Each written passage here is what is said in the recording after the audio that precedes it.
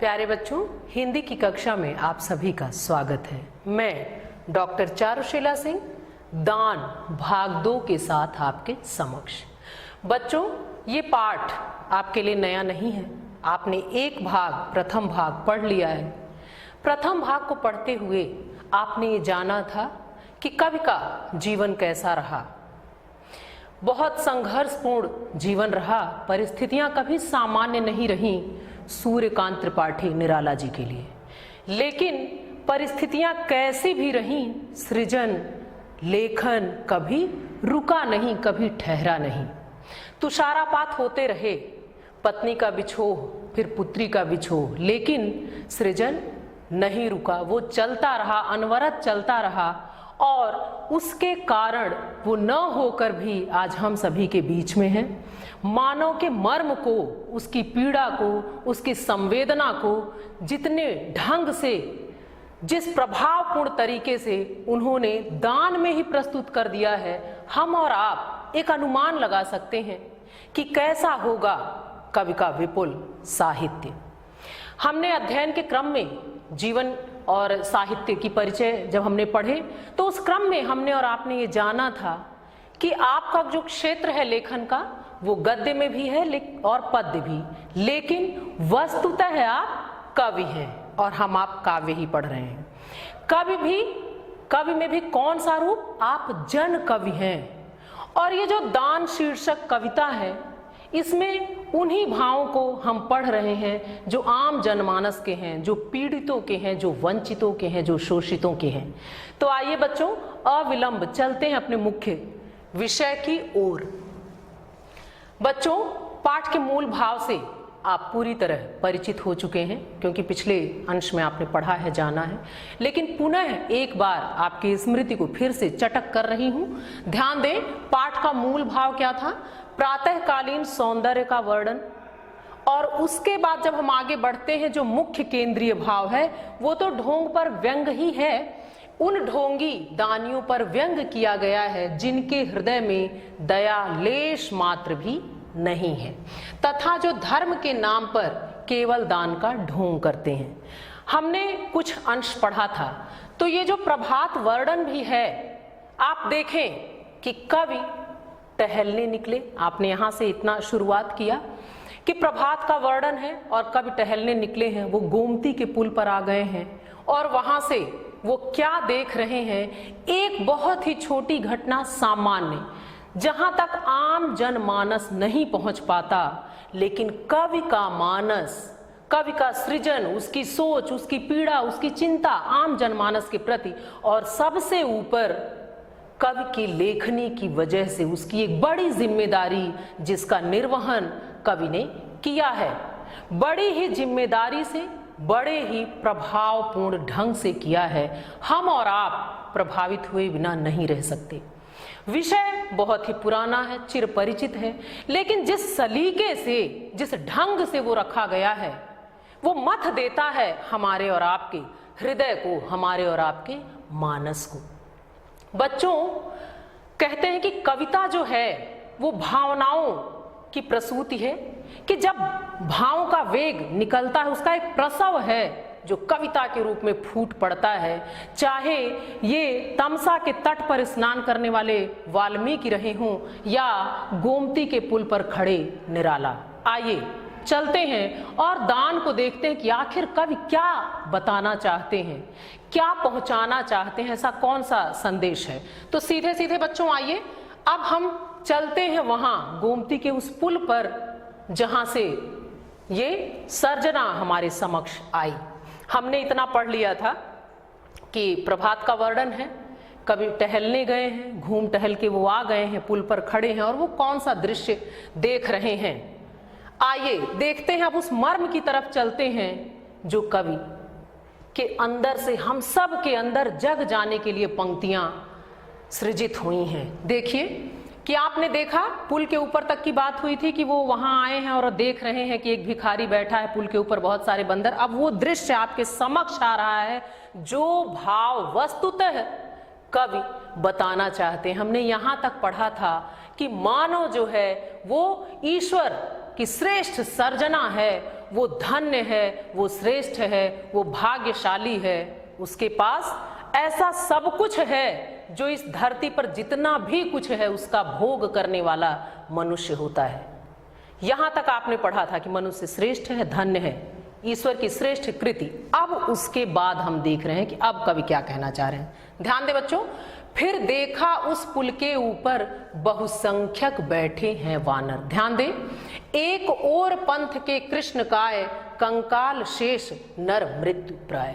बहुत ही ध्यान से इन पंक्तियों की तरफ आप देखें। प्रभात वर्णन से पंक्तियां चली, प्रकृति के वैभव की बात कही गई, और जो कुछ भी हमें प्रकृति से मिला है उसमें मानव एक श्रेष्ठ सर्जना के रूप में है। मानव ही सारे सुखों का भोग करता है, श्रेष्ठ है, धन्य है। लेकिन अब यहाँ देखिए कि वो कौन सा रूप दिखाना चाहते हैं।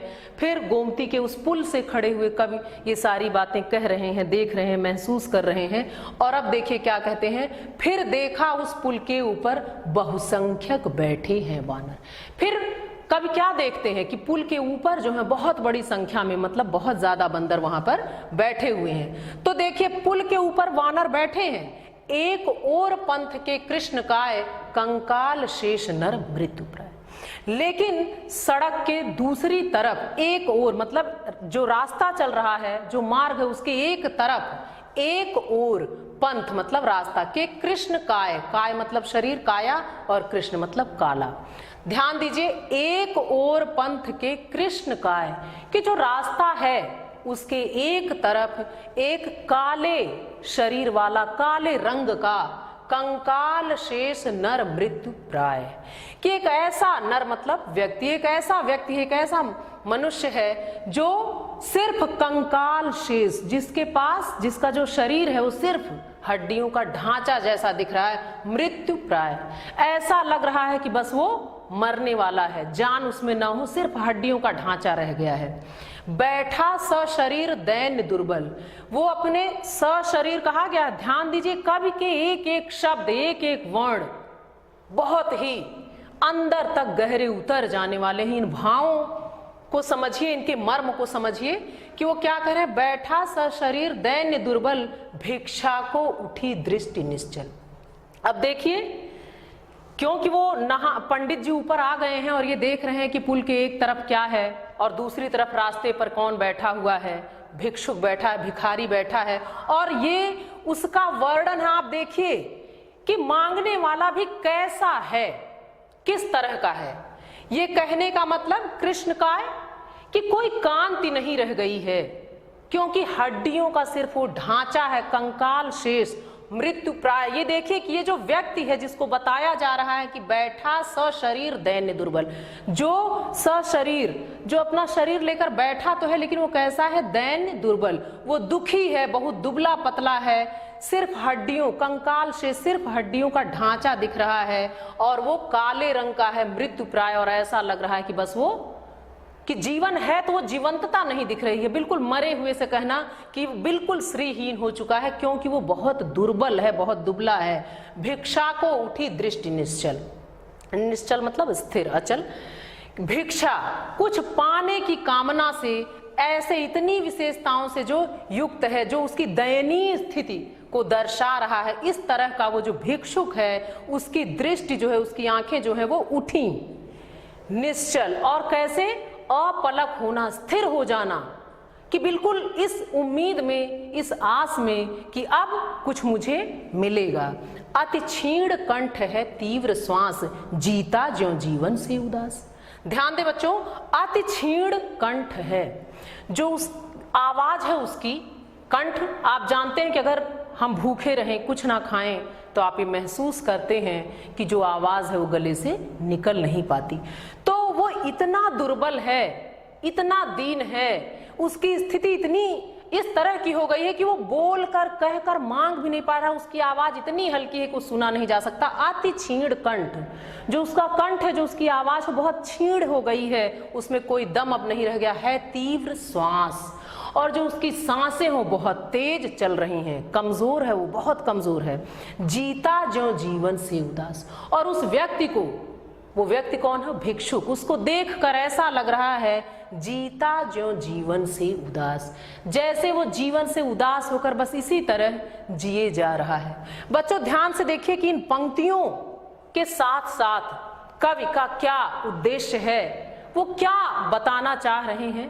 वो मानव के उस मर्म की तरफ हमारा और आपका ध्यान ले जाना चाह रहे हैं जिधर सहसा हमारा ध्यान उतना नहीं पहुंच पाता, उस रूप में नहीं पहुंच पाता जहां पहुंचना चाहिए। घटना बहुत छोटी सी है, दान एक धार्मिक क्रिया है, लेकिन विश्वास और अंधविश्वास के इस अंतर को कवि ने किस तरह स्पष्ट किया है वो आप अगली पंक्तियों में भी और भी अच्छे से इसको महसूस कर पाएंगे, क्योंकि एक घटना दिखाई जा रही है। यहाँ देखिए कि उन्होंने कहा कि पुल के ऊपर बहुत सारे बंदर बैठे हुए हैं और रास्ते के एक तरफ एक भिक्षुक बैठा है जिसका कंठ बिल्कुल आवाज नहीं तेज निकल रही, इस तरह छींड़ हो गया है, पतला हो गया है, बेदम हो गया है, सांसें तेज चल रही हैं, वो दुर्बल है, सिर्फ हड्डियों का ढांचा है।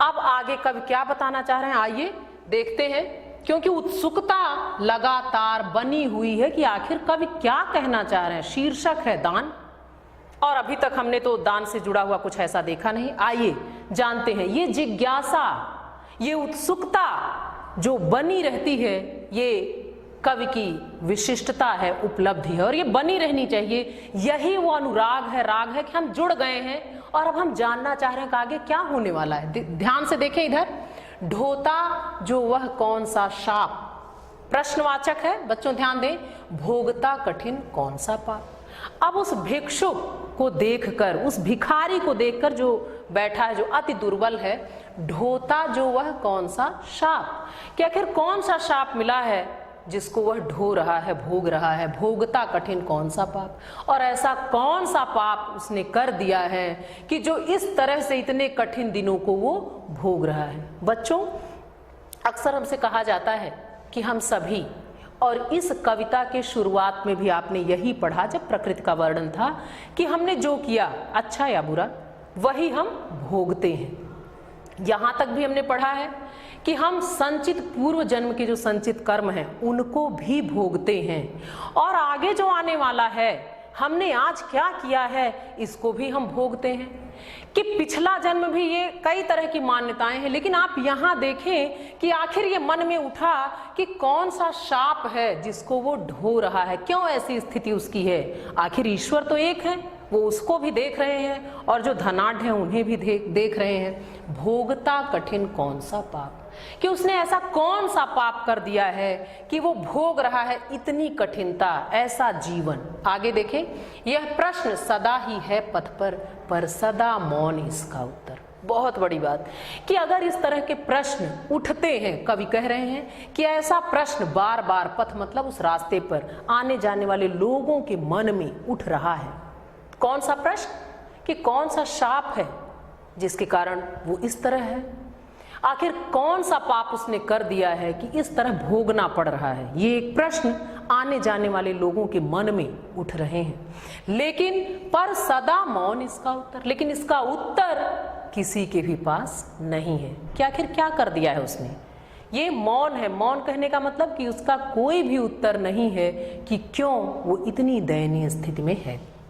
आगे देखें, जो बड़ी दया का उदाहरण वह पैसा एक उपायकरण, लेकिन जो बड़ी दया का उदाहरण और जो बहुत दया करता है, क्योंकि आपने अभी पढ़ा कि पथ के एक तरफ वो बैठा हुआ है, जो बड़ी दया का उदाहरण वह पैसा एक उपायकरण, और जिसको बहुत अधिक दया आ रही है, ममता, पीड़ा, मानवता अगर उसके अंदर जग रही है, तो वो क्या कर रहा है, वह पैसा एक उपायकरण, वो क्या कर दे रहा है, वो एक पैसा उसकी तरफ फेंक दे रहा है।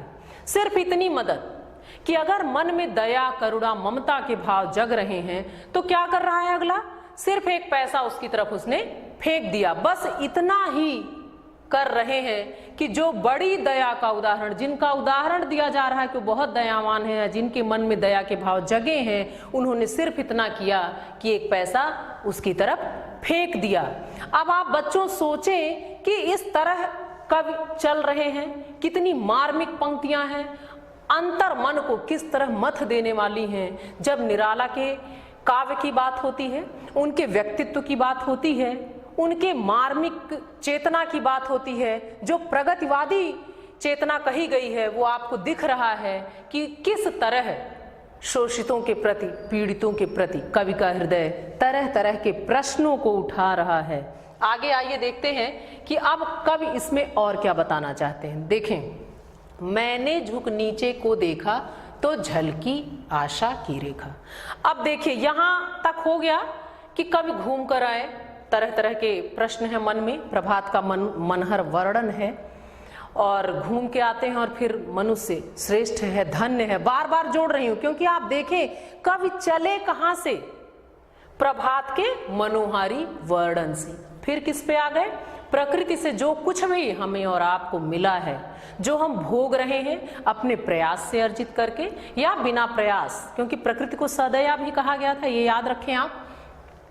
तो प्रकृति हमें देती है और ये मान लिया गया कि जो मनुष्य है वो श्रेष्ठ है। तो हमारी श्रेष्ठता कहाँ है, किस रूप में है, अब वहां से आगे बढ़ते हैं तो एक छोटी सी घटना कि कवि वहां है और देख रहे हैं कि पुल पर बहुत सारे वानर एक तरफ हैं, रास्ते के एक तरफ एक भिखारी बैठा है जिसका कंठ क्षीण है, जो कंकाल जैसा है, जो बहुत दुबला पतला है, जो बोलकर भी अपनी जरूरत नहीं कह पा रहा है, सिर्फ उसने दृष्टि उठाई थी, सिर्फ अपनी आंखें ऊपर करके वो इस आशा के साथ देखता है कि कुछ मुझे मिलेगा। अब देखिए अब कवि क्या कह रहे हैं, मैंने झुक नीचे को देखा तो झलकी आशा की रेखा। कवि पुल पर हैं, वहीं से ये सारे दृश्य वो देख रहे हैं। अब कवि नीचे की ओर देखते हैं तो एक उम्मीद, एक आशा की किरण उनको दिखाई देती है। क्या है वो उम्मीद, आइए देखें। विप्रवर स्नान कर चढ़ा सलिल, शिव पर दूरबादल तंडुल तिल। अब ध्यान दें, क्योंकि ये कवि हृदय देख रहा है, समझ रहा है, गढ़ रहा है जिसे हम आप पढ़ रहे हैं। तो अब देखिए उन्होंने एक देखा कि एक उम्मीद की किरण दिखी, एक आशा की रेखा दिखी। वो कौन है, विप्रवर, एक ब्राह्मण। अब ध्यान दें, विप्रवर स्नान कर चढ़ा सलिल, शिव पर दूरबादल तंडुल तिल। वो आशा की किरण क्या है, ये ब्राह्मण जी हैं। अब देखिए वो देख रहे हैं कि विप्रवर एक ब्राह्मण है जो स्नान करके चढ़ा सलिल, सलिल मतलब होता है जल, शिव पर, कि एक ब्राह्मण है वो नहा लिए हैं, स्नान उन्होंने कर लिया है और शिव जी पर जल चढ़ाकर दूरवा दल तंडुल तिल, दूब तंडुल मतलब चावल और तिल, कि ये सब जो आप जान भी रहे हैं चढ़ाया जाता है ईश्वर को। तो वो जो ब्राह्मण हैं, जो ये विप्रवर हैं, ये नहाकर भगवान भोलेनाथ पर जल चढ़ा रहे हैं, दूरबा भेंट कर रहे हैं, तंडुल और तिल यानी चावल और तिल भेंट कर रहे हैं, लेकर झोली आए ऊपर। ये देखिए, अब वर्णन को बहुत ध्यान से देखिए। अब हम आ गए हैं अपने विषय की ओर। लेकर झोली आए ऊपर, देखकर चले तत्पर वानर। बहुत ध्यान देने की आवश्यकता बच्चों कि अब देखिए कवि कह रहे हैं कि विप्रवर को देखकर, ब्राह्मण को देखकर, द्विज को देखकर कवि के मन में ये भाव जगा कि शायद अब जो ये भिक्षुक बैठा है, जो भिखारी बैठा है, जो कैसा है, क्षीण कंठ वाला, कैसा है, कंकाल, कैसा है, कृष्णकाय, कैसा है, जो हिल डुल नहीं सकता, बोलकर मांग नहीं सकता, जो चल नहीं सकता, जो बहुत ज्यादा दुर्बल है, ऐसा जो वर्णन आपने अभी पढ़ा। कि अब एक आशा की किरण ये झलकी कि शायद अब इसको कुछ मिल जाएगा, कोई मदद हो जाएगी। अब देखिए क्या होता है, मुझे भी नहीं पता है बच्चों। चलिए पंक्तियों को आगे बढ़ाते हैं और देखते हैं कि क्या होता है। कि अब विप्रवर जो है, द्विज जो हैं, इन्होंने नहा लिया है, पूजा कर लिया है, स्नान किया, शिव जी को जल दिया, दूरबा, चावल और तिल अर्पित कर दिए, भेंट कर दिए, और अब अपनी झोली लेकर झोली आए ऊपर, और अब अपनी झोली लेकर वो ऊपर आ गए। ऊपर कहाँ, पुल के ऊपर। आपने पढ़ा भी, पुल के ऊपर बहुत सारे बंदर भी बैठे हैं, कवि वहां से सारा दृश्य भी देख रहे हैं। लेकर झोली आए ऊपर, देखकर चले तत्पर वानर। और जब वो झोली लेकर ऊपर की तरफ आ गए, पुल पर आ गए, तो उस विप्र को, उस ब्राह्मण को देखकर जो बंदर थे, वानर जो हैं, वो सभी चले तत्पर। वो सब क्या है, वो उनकी तरफ बढ़ गए, वो तत्पर हो गए, वो जग गए, उनके अंदर भी चेतना आ गई, उत्साही हो गए और किधर बढ़े, देखकर चले तत्पर बानर, वो उनकी तरफ चल दिए। और आगे आइए देखते हैं अब क्या है, ध्यान दे बच्चों। अब क्या, द्विज राम भक्त भक्ति की आस भजते शिव को 12 मास। अब ये जो विप्रवर हैं, जो ब्राह्मण हैं, उनके बारे में भी कवि थोड़ा सा बता रहे हैं, ध्यान दें। द्विज राम भक्त, ये जो ब्राह्मण है वो राम जी के भक्त हैं, भक्ति की आस, और ये इनकी आस्था है, जो इनकी भक्ति है, वो मानते हैं कि भक्ति है तो सब कुछ, सारी कामनाएं भी पूर्ण होती हैं, कुछ आशा उम्मीद हम लगाते भी हैं, और आस्था का बहुत संबल भी होता है। लेकिन यहाँ एक बात को, आपको एक अंतर को समझना होगा कि विश्वास और अंधविश्वास दोनों में एक हल्की सी रेखा जितना अंतर होता है, उस अंतर को आप समझें। द्विज राम भक्त, कि ये जो है वो राम जी के भक्त हैं, भक्ति की आस भजते शिव को 12 मास, और भक्ति में इनकी आस्था भी है, 12 महीने शिव जी को भजते हैं, यानी शिव जी का भी ध्यान कर रहे हैं। कर रामायण का पारायण जपते हैं श्रीमन नारायण। कर रामायण का पारायण मतलब पाठ, नियमित पाठ। तो ये रामायण का पारायण यानी नियमित पाठ करके जपते हैं श्रीमन नारायण, फिर श्रीमन नारायण मंत्र का जप करते हैं। भगवान की पूजा अर्चना में इनकी पूरी आस्था। कब यहाँ यही बताना चाह रहे हैं कि ये जो ब्राह्मण हैं, ईश्वर में इनकी गहरी आस्था है, और ये क्या क्या करते हैं, 12 महीने ये शिव जी को भजते हैं, राम जी के भक्त हैं, इनकी आस्था भी है, और हर दिन ये रामायण का पाठ करते हैं, फिर श्रीमन नारायण का भी मंत्र का जप करते हैं। अब देखिए, दुख पाते जब होते अनाथ, जुड़ जाइए बच्चों, दुख पाते जब होते अनाथ कहते कपियों के जोड़ हाथ। लेकिन जब भी ये ब्राह्मण देवता दुखी होते हैं, दुख पाते, जब भी इनको कष्ट मिलता है, जब होते अनाथ, जब असहाय अपने को महसूस करते हैं, दुखी होते हैं, कहते कपियों के जोड़ हाथ। तो ये बंदरों के आगे, वानरों के आगे, कपियों के आगे क्या करते हैं, हाथ जोड़ते हैं। किस लिए? कष्ट को दूर करने के लिए। बच्चों अब यहां से यहां के मर्म को आप समझे कि ईश्वर में इनकी गहरी आस्था है, शिव को भज रहे हैं, राम को भज रहे हैं, रामायण का नियमित पाठ कर रहे हैं। लेकिन जब कोई कष्ट पड़ता है, असहाय, अनाथ का अर्थ होता है असहाय, कि जिसका कोई सहायक ना हो, तो जब ये इतने दुखी होते हैं तो ये कपियों अर्थात वानर, बंदरों के हाथ जोड़ते हैं कि हमारा जो कष्ट है वो दूर हो। मेरे पड़ोस के वे सज्जन करते प्रतिदिन सरिता मज्जन। अब कवि कह रहे हैं कि ये जो सज्जन हैं ये मेरे पड़ोस में रहते हैं और प्रतिदिन सरिता मज्जन यानी प्रतिदिन ये आते हैं गोमती में स्नान करते हैं। सरिता मज्जन यानी नदी में ये प्रतिदिन स्नान करते हैं। आइए और आगे चले बच्चों, ध्यान दें। झोली से पुए निकाल लिए, ये तो हो गया ब्राह्मण का वर्णन। झोली से पुए निकाल लिए बढ़ते कपियों के हाथ दिए। अब देखिए, ब्राह्मण देवता पूजा कर चुके हैं और झोली लेकर ऊपर आ गए हैं। वानर भी तत्पर होकर उनकी तरफ बढ़ गए हैं। अभी इसके बाद आपने द्विज के बारे में जाना, ब्राह्मण देवता के बारे में जाना। अब देखिए वो क्या कर रहे हैं। झोली से पुए निकाल लिए बढ़ते कपियों के हाथ दिए। अब उन्होंने अपनी झोली से उसमें जो पुए, वो पुआ लेकर आए हुए हैं। किसके लिए? अब देखिए, झोली से पुए निकाल लिए बढ़ते कपियों के हाथ दिए। उन्होंने अपनी झोली से पुए निकाले और आगे बढ़कर कपियों के हाथ, मतलब जो वानर है, वानरों के हाथ में पुओं को दे दिया। देखा भी नहीं उधर फिरकर जिस ओर रहा वह भिक्षु इतर।